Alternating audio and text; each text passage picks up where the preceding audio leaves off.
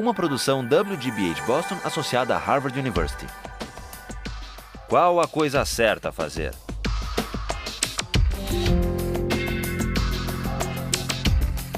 Justice, com Michael Sandel. Pense na sua intenção. Now we turn to the hardest philosopher we're going to read in this course. Today we turn to Immanuel Kant, who offers a different account of why we have a categorical duty to respect the dignity of persons and not to use people as means merely, even for good ends. Kant excelled at the University of Königsberg at the age of 16. At the age of 31, he got his first job as an unsalaried lecturer paid on commission based on the number of students who showed up at his lectures. This is a sensible system that Harvard would do well to consider.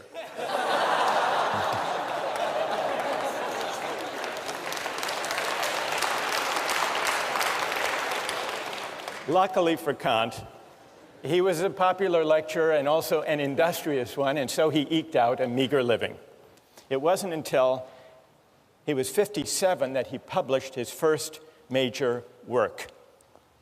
But it was worth the wait. The book was The Critique of Pure Reason, perhaps the most important work in all of modern philosophy. And a few years later, Kant wrote the groundwork for the metaphysics of morals, which we read in this course. I want to acknowledge, even before we start, that Kant is a difficult thinker. But it's important to try to figure out what he's saying, because what this book is about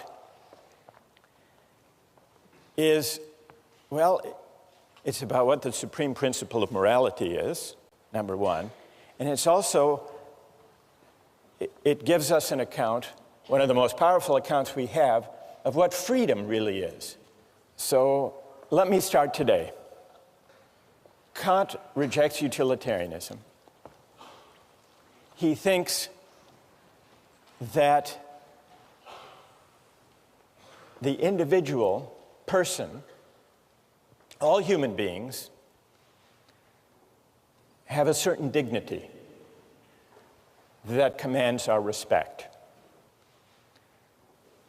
The reason the individual is sacred or the bearer of rights, according to Kant, doesn't stem from the idea that we own ourselves, but instead from the idea that we are all rational beings. We're all rational beings, which simply means that we are beings who are capable of reason. We are also autonomous beings, which is to say that we are beings capable of acting and choosing freely. Now, this capacity for reason and freedom isn't the only capacity we have. We also have the capacity for pain and pleasure, for suffering and satisfaction. Kant admits the utilitarians were half right. Of course, we seek to avoid pain, and we like pleasure. Kant doesn't deny this. What he does deny is Bentham's claim that pain and pleasure are our sovereign masters. He thinks that's wrong. Kant thinks that it's our rational capacity that makes us distinctive, that makes us special, that sets us apart from and above mere animal existence. It makes us something more than just physical creatures with appetites. Now, we often think of freedom as simply consisting in doing what we want. or in the absence of obstacles to getting what we want. That's one way of thinking about freedom. But this isn't Kant's idea of freedom.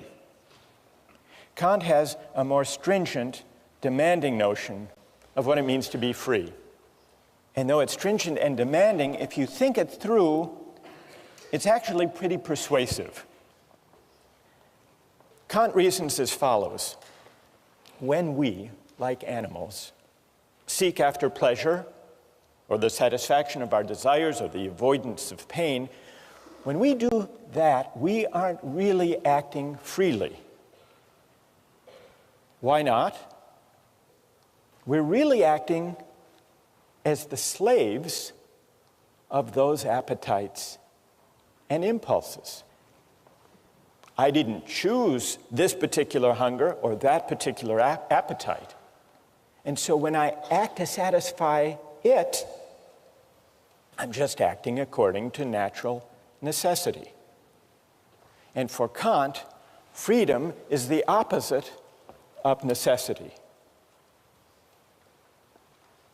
There was an advertising slogan for the soft drink Sprite a few years ago.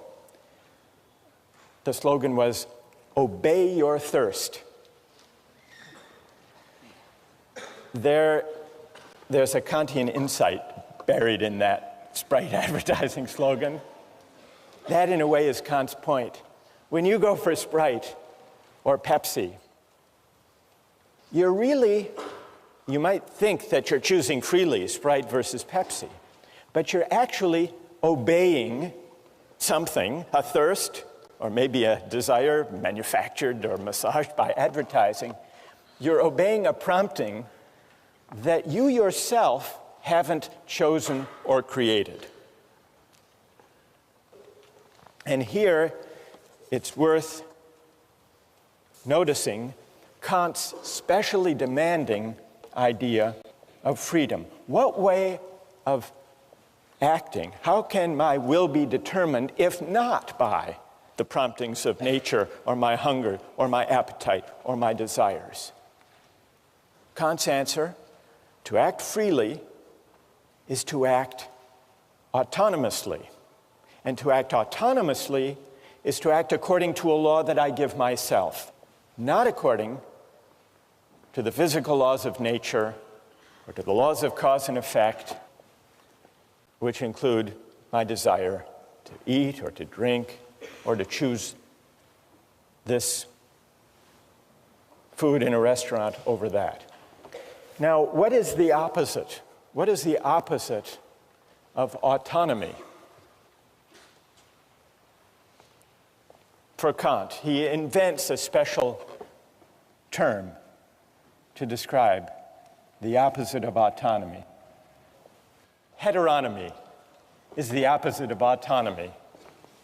When I act heteronomously, I'm acting according to an inclination or a desire that I haven't chosen for myself. So freedom as autonomy is the specially stringent idea that Kant insists on. Now, why is autonomy the opposite of acting heteronomously or according to the dictates of nature? Kant's point is that nature is governed by laws of cause and effect, for example. Suppose you drop a billiard ball. It falls to the ground. We wouldn't say the billiard ball is acting freely. Why not? It's acting according to the law of nature, according to the laws of cause and effect, the law of gravity. And just as he has an unusually demanding and stringent conception of freedom, freedom as autonomy, he also has a demanding conception of morality. To act freely is not to choose the best means to a given end. It's to choose the end itself for its own sake. And that's something that human beings can do and that billiard balls can't. Insofar as we act on inclination or pursue pleasure, we act as means to the realization of ends given outside us. We are instruments rather than authors of the purposes we pursue. That's the heteronymous determination of the will. On the other hand, insofar as we act autonomously, according to a law we give ourselves, we do something for its own sake, as an end in itself. When we act autonomously, we cease to be instruments to purposes given outside us. We become, or we can come to think of ourselves, as ends in ourselves. This capacity to act freely, Kant tells us, is what gives human life its special dignity. Respecting human dignity means regarding persons not just as means, but also as ends in themselves. And this is why it's wrong to use people for the sake of other people's well-being or happiness. This is the real reason, Kant says, that utilitarianism goes wrong. This is the reason it's important to respect the dignity of persons and to uphold their rights. So even if there are cases, remember John Stuart Mill said, well, in the long run, if we uphold justice and respect the dignity of persons, we will maximize human happiness. What would Kant's answer be to that? What would his answer be? Even if that were true, even if the calculus worked out that way, even if you shouldn't throw the Christians to the lions because in the long run, fear will spread, the overall utility will decline. The utilitarian would be upholding justice and rights and respect for persons for the wrong reason, for a purely contingent reason, for an instrumental reason. It would still be using people, even where the calculus works out for the best in the long run, it would still be using people as means rather than respecting them as ends in themselves. So, that's Kant's idea of freedom as autonomy, and you can begin to see how it's connected to his idea of morality. But we still have to answer one more question. What gives an act its moral worth in the first place? If it can't be directed at utility or satisfying wants and desires, what gives an action its moral worth? This leads us from Kant's demanding idea of freedom to his demanding idea of morality. What does Kant say? What makes an action morally worthy consists not in the consequences or in the results that flow from it. What makes an action morally worthy has to do with the motive, with the quality of the will, with the intention for which the act is done. What matters is the motive, and the motive must be of a certain kind.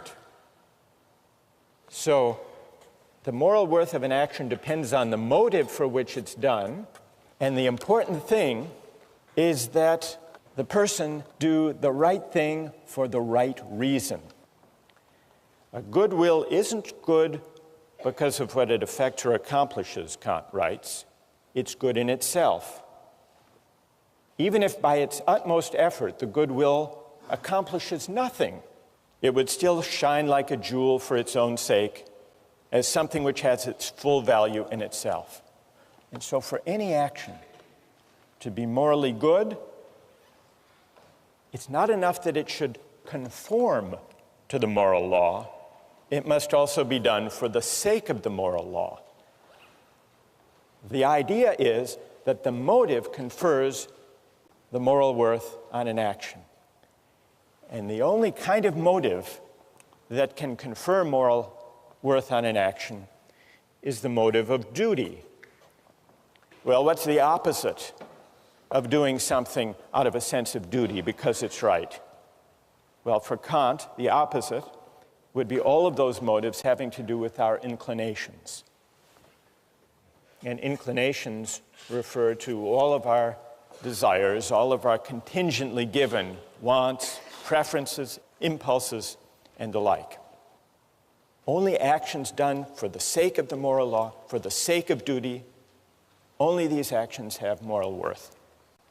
Now, I want to see what you think about this idea, but first let's consider a few examples. Kant begins with an example of a shopkeeper. He wants to bring out the intuition and make plausible the idea that what confers moral worth on an action is that it be done because it's right. He says, suppose there's a shopkeeper and an inexperienced customer comes in. The shopkeeper knows that he could give the customer the wrong change, could shortchange the customer and get away with it, that at least that customer wouldn't know. But the shopkeeper nonetheless says, well, if I shortchange this customer, word may get out, my reputation would be damaged, and I would lose business. So I won't shortchange this customer. The shopkeeper does nothing wrong. He gives the correct change. But does his action have moral worth? Kant says no. It doesn't have moral worth because the shopkeeper only did the right thing for the wrong reason, out of self-interest. That's a pretty straightforward case. Then he takes another case, the case of suicide. He says we have a duty to preserve ourselves. Now, for most people who love life, we have multiple reasons for not taking our own lives. So the only way we can really tell, the only way we can isolate the operative motive for someone who doesn't take his or her life is to imagine someone who's miserable and who, despite having an absolutely miserable life,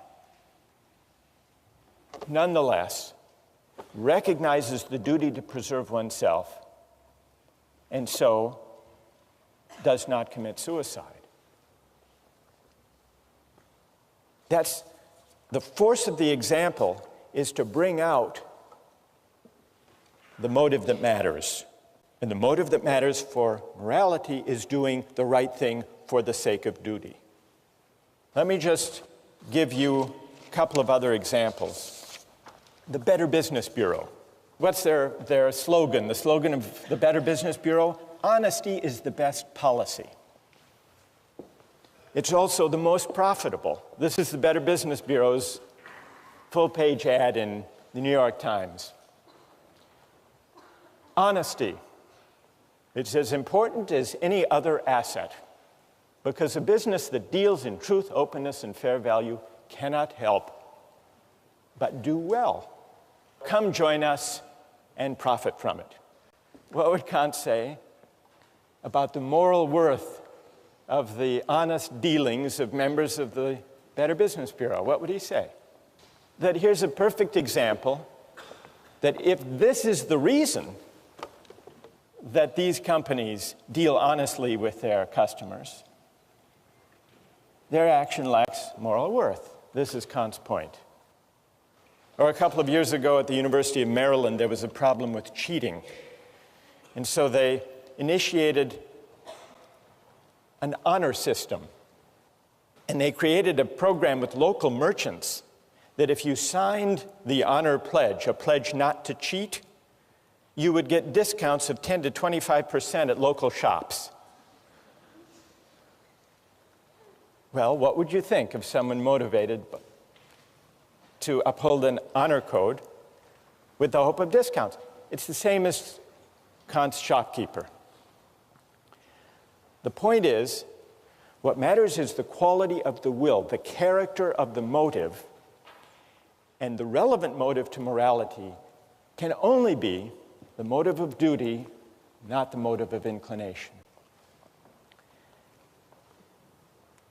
And when I act out of duty, when I resist as my motive for acting inclinations or self-interest, even sympathy and altruism, only then am I acting freely. Only then am I acting autonomously. Only then is my will not determined or governed by external considerations. That's the link between Kant's idea of freedom and of morality. Now, I want to pause here to see if all of this is clear, or if you have some questions or puzzles. They can be questions of clarification, or they can be challenges, if you want to challenge this idea that only the motive of duty confers moral worth on the action. What do you think? Yes? Yeah, I actually have two questions of clarification. The first is, there seems to be an aspect of this that makes it sort of self-defeating, in that once you're conscious of what morality is, you can sort of alter your motive to achieve that end of morality. And secondly, give me an example of what you have in mind. The shopkeeper example, if he decides that he wants to give the person the money to do the right thing, and he decides that's his motive to do so because he wants to be moral, then isn't that sort of defeating isn't that sort of defeating the purity of his action if morality is determined by his motive? His motive is then to act morally. So you're imagining a case not of the purely selfish calculating shopkeeper, but of one who says, well, he may consider shortchanging the customer, but then he says, not, well, my reputation might suffer if word gets out, but instead he says, actually, I would like to be the kind of honest person who gives the right change to customers simply because it's the right thing to do. Or simply because I want to be moral. Because I want to be moral. I want to be a good person. And so I'm going to conform all of my actions to what morality requires.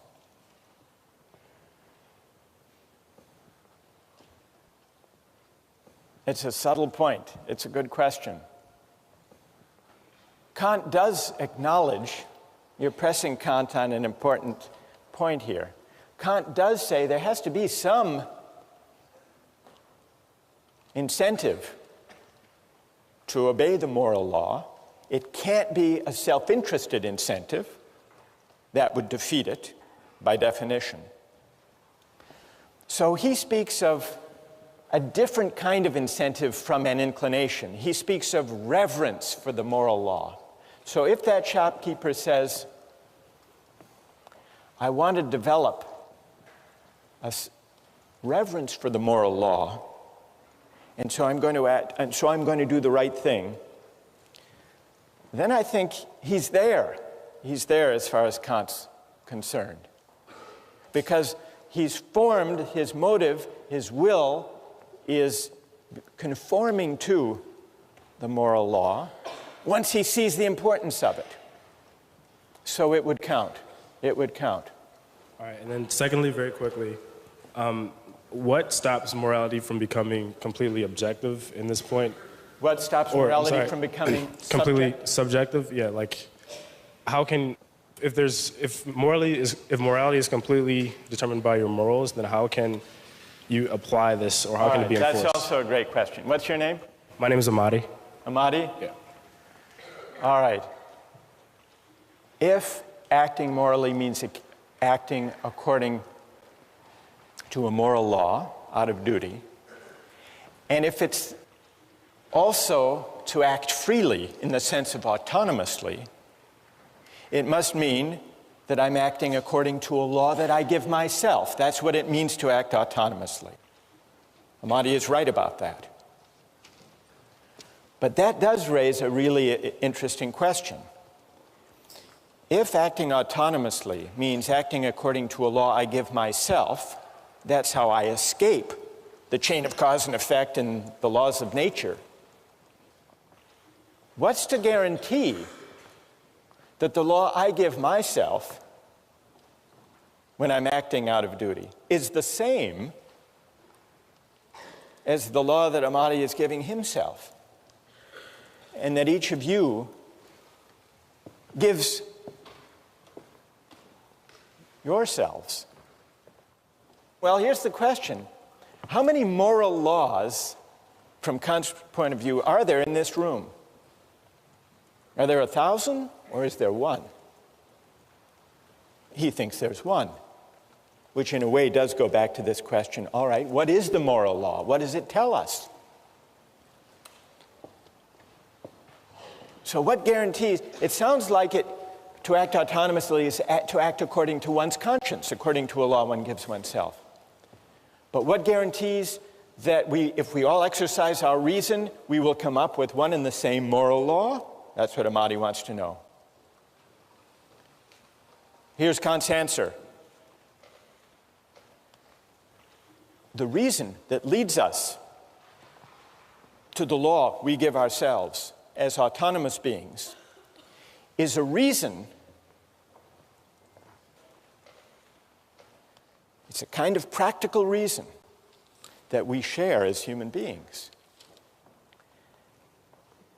It's not idiosyncratic. The reason we need to respect the dignity of persons is that we're all rational beings. We all have the capacity for reason, and it's the exercise of that capacity for reason which exists undifferentiated in all of us that makes us worthy of dignity, all of us. And since it's the same capacity for reason, unqualified by particular autobiographies and life circumstances, it's the same universal capacity for reason that delivers the moral law.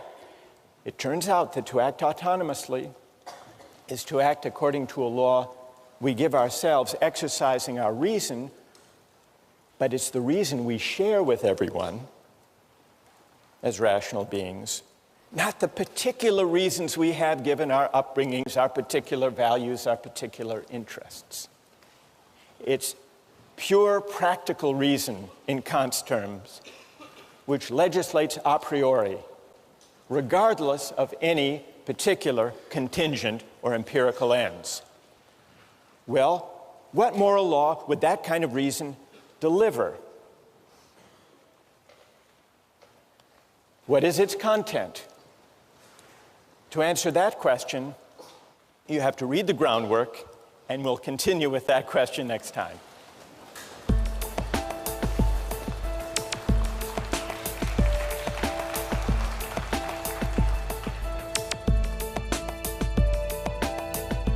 For Kant, morally speaking, suicide is on a par with murder. It's on a par with murder because what we violate when we take a life, when we take someone's life, ours or somebody else's, we use that person, we use a rational being, we use humanity as a means, and so we fail to respect humanity as an end.